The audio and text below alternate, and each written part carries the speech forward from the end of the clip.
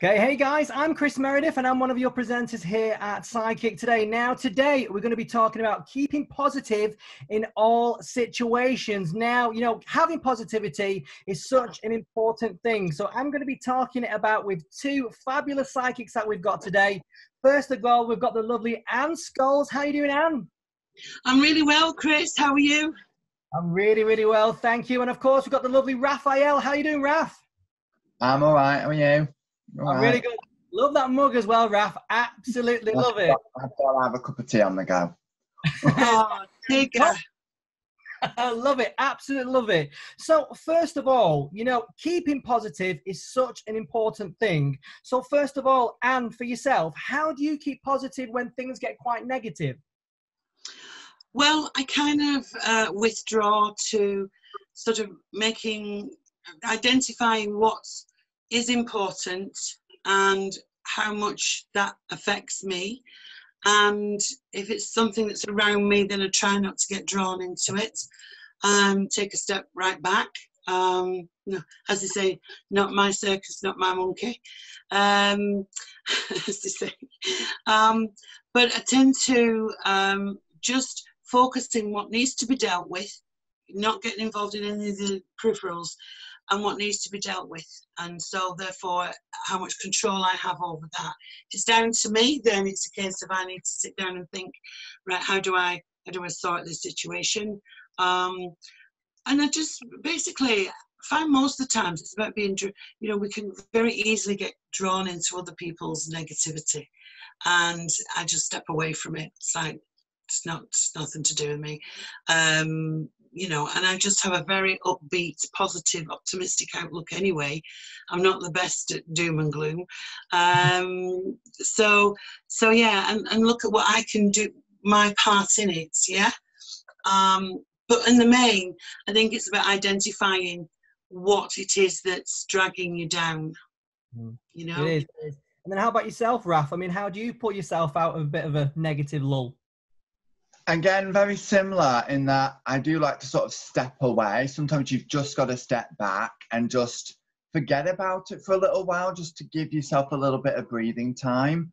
And then usually I will meditate quite a lot. So I incorporate a lot of meditation to keep my energy grounded, to sort of clear my mind a little bit. I might pull a card or two, as usual. I have to have some cards at hand just to give me a little bit of perspective as to what's actually going on and maybe the action step that I need to take. Also, it's trying to separate other people's expectations and wants and needs and feelings as opposed to your own, because it's very easy to get so wrapped up with everyone else's drama that you can actually take it on as your own, and you might think, oh, I'm feeling this, but actually it's somebody else's expectations of what you should be feeling that you end up taking on. And it's sort of, you have to isolate yourself to sort of separate all that and separate the wheat from the chaff, so to speak, and go, what's important to me right now? What can be done in the next 5 minutes and what can wait 5 minutes? And it takes a lot of discipline. It's not easy. And I think it depends on the situation as well and how intense the situation is as to what tools you use or how long you do it for. So either that or I just sleep and just say, you lot get on with it. I'm going back to that. You got to go back to bed. Well, that's it, though. I mean, a lot of people around us, we can get affected by people's negative vibes, and that can really, really bring us down, especially, when we've been going through lockdown, we've been thrown with people we might not like, kind of warding off other people's negativity. I mean, how do we do that? We'll start with you, Anne, if that's okay. I'm a great listener. And to put it into some kind of context, if somebody comes to me and it's all singing and dancing and going off, and I let them sort of just vent it and then sit back and just listen to what's going on, and I suppose intuitively, because I can't help it now, I kind of look in and see, what do I feel? Do I feel that's necessary? Do I feel it's going to go further? Do I feel it's going to drag on? But then I just ask the person then, what do you want from this? What do you want? How do you feel you want to cope with that?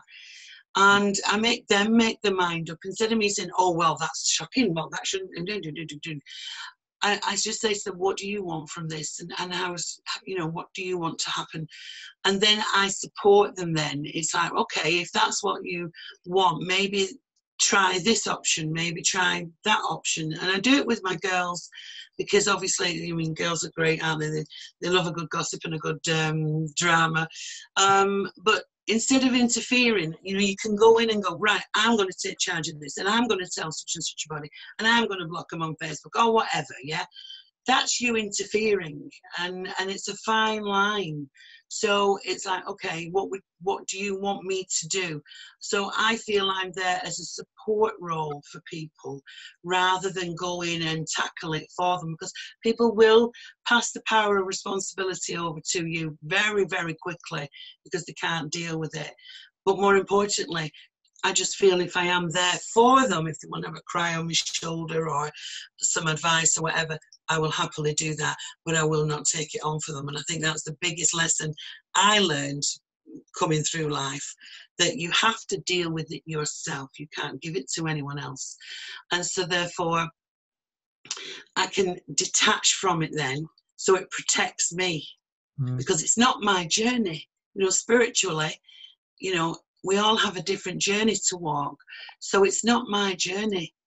The outcome is theirs. The situation is theirs.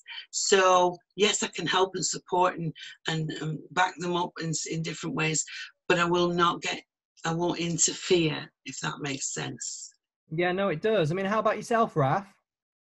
Again, very similar. It's sort of knowing your part to play. And again, if it's nothing to do with you, then, you know, you have to learn to detach and step back and just listen to where they're coming from. If they're coming at you for any reason and using you as the bait, then, you know, it's very easy to get wrapped up and just sort of shout back and get, you know, angry. But I think it comes with the job. Doing psychic readings, you learn to detach. You learn just to step back and go, okay, you had your temper tantrum now. You know, when you've cooled off, then you can come back to me. And again, like Anne, try and listen. I always try and listen to what's missing or to what's behind the words and where they're coming from. And sometimes you can't always deal with it there and then. Sometimes you just got to listen, walk away, and then come back to it a little bit later on when everything's a little bit more calm and say, you know, when you said that, or question them. This is where I find sometimes your counselling skills naturally come in. And if you listen to what's being said, you can use that as a way to open up an open-ended question, just question them on it and give them something to think about. You know, why do you feel that way? Where's that come from? And it gets them thinking a little bit, and it actually sort of calms them down a little bit and aids you to remain detached while at the same time giving the responsibility back to them and making them really look at things from a different angle that they probably didn't see before. And it is hard. It depends on the intensity of the situation, whether it's a personal thing, whether they're coming at you, or whether, you know, they're just mouthing off because whatever drama's going on in their life and you're just the listening ear. And again, it just comes with practice. It's very easy. I know for me, being a hot-headed Gemini, you know, with a mouth like a motor with no stop button, no filter, I can quite easily fight back. And in the past, I've done that and it's just made matters worse. But in time, not perfect at it, but I've learned to step back and just go, okay, when you're done, come back to me when you're a bit calmer. And we'll sort things out. It is, Raf. I mean, and Anne as well. I mean, within that, it's all about kind of learning our own journey, isn't it? And I suppose knowing what kind of works for you and what doesn't. So would you say the power of positive thinking can help, you know, keep away negative, you know, thoughts and keeping yourself positive in negative situations? I mean, Anne, what do you think about that? I think, yes, I think more and more people, especially if you're in, I mean, families are very contentious places when everybody has an opinion. And they want to be right, you know, and it's very difficult. And so, you know, the best thing to do is like, say, step back, or not tell them, not tell them your problems. I think offices and workplaces are very difficult as well, because when you're working closely with colleagues, obviously you form a bond or a relationship. And it's where that relationship, it's about being discerning on the boundaries with what is acceptable and what isn't, you know. on a work. So we have different boundaries, don't we? On, so you know, trying to be positive, bring in the sense of humour. You know, I mean, my daughter used to come home from school every day, and it was like, "How was school?" And it was, I got to the stage where I dreaded it because I was running out of things to say, and I'd just turn around and say, "That good? Well, let me tell you, I've got hot chocolate and marshmallows for you." And then it would all, "Oh, right, okay." So then I realised she wanted me to do the, "Oh, poor me, I'm the victim," you know. So I think sometimes use your sense of humour to break a situation as well. Hence why I've got such a great sense of humour, Chris. You do, we love it. We absolutely love it. How about yourself, Raf? What do you think about, you know, the power of positive thinking? Do you think it could break, you know, a negative wall?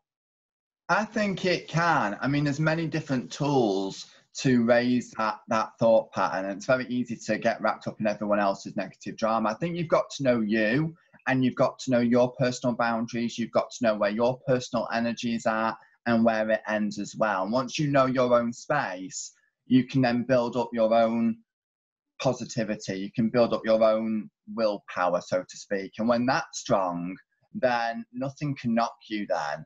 And you can be aware of everyone else's drama, but it acts a bit like a buffer. But also your energy, when you think positive, it radiates in your auric field, so people will naturally pick it up. And like Anne said, humour's always a good breaking point to break that wall down if someone's a little bit defensive. And even if they're still in the grumpy mood, you know, I'd say reflect the opposite. Don't reflect back what they're projecting. You know, they're trying to use you as a projector screen. So instead, sort of just, doesn't matter how much it annoys them. In fact, the more you crank that light up, the more it probably will irritate them, but then it will push them to take action at some point. So, you know, I always say stay positive. You know, you can use affirmations, you can use visualization, you know, whether it's for your own self or whether it's other people's energy and you just want to buffer that out. But if you can find your own boundaries and your own energy and you know where it starts and where it ends, I think that can be a good crutch just to keep you grounded. It definitely can. So, you know, if there's anyone out there, you know, right now, you know, can meditation be a good crutch there, you know, really for people, if they are dealing with a negative situation, maybe friends or family, or maybe they're feeling the situation's quite heavy right now, which it is sometimes. Could meditation be a good key there, Anne? Meditation's always a good key for everything. It covers so many things. But I find sometimes when you get so worked up, and your head is going at 100 miles, it can be quite difficult just to calm it down.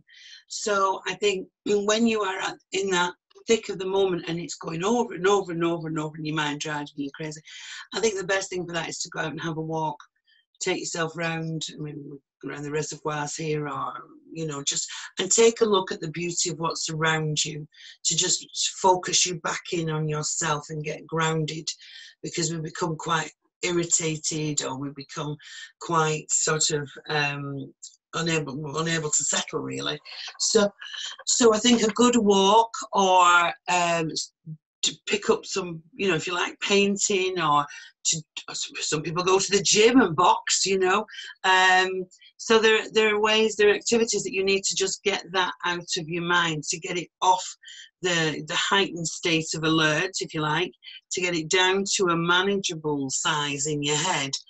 And then when you're breathing properly, then go into your meditation and then find out what's going on. But I think it's very difficult, because I know if I lose it in my head, it's, you know, I can't sleep, you know. So from that point, I think when you get so het up, I think it's good to just take yourself out of it and go for a walk and just be with yourself. Yeah, definitely, you know? be with your thoughts. I mean, how about yourself, Raf? Do you think meditation could help, you know, negative thoughts?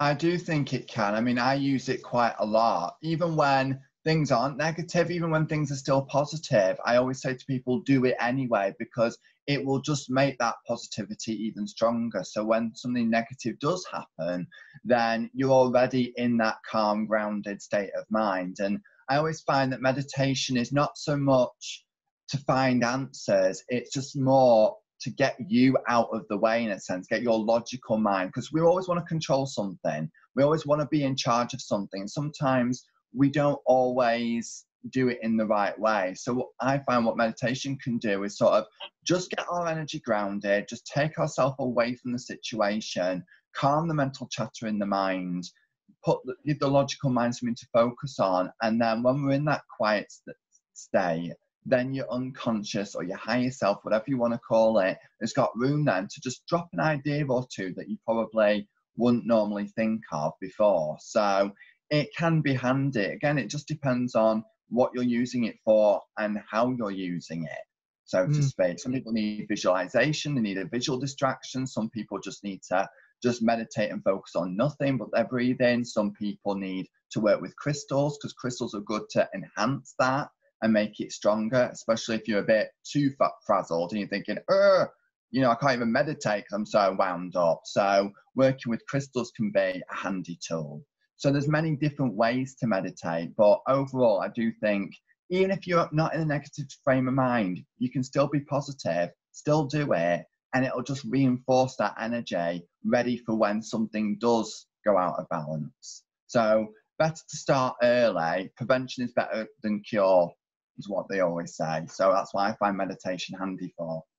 It definitely is, definitely is. So, I mean, you picked up on there, Raf, as well. You talked about crystals. I mean, crystals are always great to have around. I love them, you love them, and works with them all the time as well. So how could, you know, crystals work, you know, giving those positive vibes for us at the moment? Oh, where do we start? There's so many crystals, but usually when you're all het up, you're a little bit ungrounded. Your energy's all over the place. And sometimes you just need something to bring that energy back to center. And there's lots of different crystals that can do that. I always say a lot of the dark colored stones, a lot of the black colored stones like smoky quartz, black tourmaline, hematite. Those are just 3 grounding stones that can really center your energy and just bring it back into one place. And when your energy is in one place, then, you know, you can think more clearly. And also crystals act like a physical aid. Sometimes if the mind's all over the place, the breath isn't enough. You need something tangible to really, you know, make the mind pay attention, go, oh, hang on a minute. So using crystals can also be a good tangible tool, not just on an energetic level, just to give that mind something to focus on. And once it's focused or distracted, then the answers can come. So they can work in so many ways. I mean, there's so many crystals. I mean, I've just mentioned 3, but clear quartz is an all-purpose crystal. It can be used for that. Amethyst is good for calming the mind and also protecting your energy field as well. You know, there's so many. You know, we could talk about this all day. That's another show in itself. Crystal. It is. That could be the next one. How about yourself, Anne? What crystals do you like to ward off negativity? Well, I'm a lover of labradorite. That's quite a strong, powerful protector. I mean, all the ones that Rafael said, yeah, absolutely. Also, pyrite is also a very strong protector of house and home, as well as yourself. And what was the other? Oh, there's another one. It's a blue stone. I don't know if I pronounced it right. Dumerite. And it's for when Raf was talking about focusing your brain, because sometimes your concentration goes. It's good for focusing the mind, so it gives you that strength. And like Raf, you know, I heal with crystals. I see people who come into my shop lifting crystals, and you know, within seconds these crystals are almost igniting in their hands. They're so hot. So they know they picked the right crystal. And children love the crystals. You know, there's crystals for nightmares and things like that, because they come in and their hands are in the bowls, and first they think they're sweeties. You know, you have to be so careful. But yeah, crystal energy is very strong, and you don't need to believe in it. You just need to have it on you, and it's surprising the difference it makes. Definitely is. Well, last question for yourselves, guys. So, Rafael, what quick message of positivity do you have for the viewers right now? Oh, so many things. That's another show in itself. But in brief, I would just say, just focus on what you need to do. Don't worry about too much the outside world, what other people are doing, or how things should be. Let yourself sort of let control go and give it to, you know, spirit, universe, whatever label you want to give it. Sort of detach and just say, look, whatever I'm meant to do, make me aware of it. Until then, I'm just focusing on what I've got now. Keep things simple, I would say, is the most easiest, best term to use. Don't make things more complicated than what they need to be. You know, yes, it might be a bit more glamorous with all the drama, but sometimes it can waste a lot of time as well. So I would say keep things simple, you know your part to play in it. Just focus on that. Let everyone find their own way forward. And also let go of that which you can't control. Give it to a higher energy. And if you're meant to do something or take action, you'll get the signs in the meantime. But until then, just trust that your part is enough. And again, like I said, just keep it simple. Thank you for that, Raf. How about yourself, Am? Yes, I would say also in that, keep with your reality. What is your reality? Where are you? You know, who are you? And be proud of who you are, you know, and don't let others draw you in, and keep yourself busy. You know, I love to put on bouncy music just to take myself away from a situation. A friend who's got a great sense of humour, read some jokes on the internet, watch some funny comedy. You know, this is all about your own sanity and keeping you grounded and in the reality. Because what happens is when the drama starts, it spirals out and it's no longer a reality. It's an assumption of what's going to happen, and it's not necessarily true. And you know, that's usually what happens why people ring us for readings. What is actually going on here? And coming back to that. So yeah, I think for being positive, lots of fun things to do. Just forget about the drama. Life is like that anyway, you know, and we have to learn to dance in the rain so that when the sun comes out, we can proper play out again. Oh, I love it, Anne. Well, thank you very much, Anne Scholes and Rafael. It's been an absolute pleasure. And I'm hoping, you know, we've actually raised people's energy today and let them see a bit more in positivity rather than negativity. So thanks so much, guys. Thank you, Chris. Yeah, cheers, Raf. See you later. Bye, guys. If you want to stay up to date with all the videos we are putting out here at Psychic Today, make sure you hit that subscribe button because you don't want to miss out.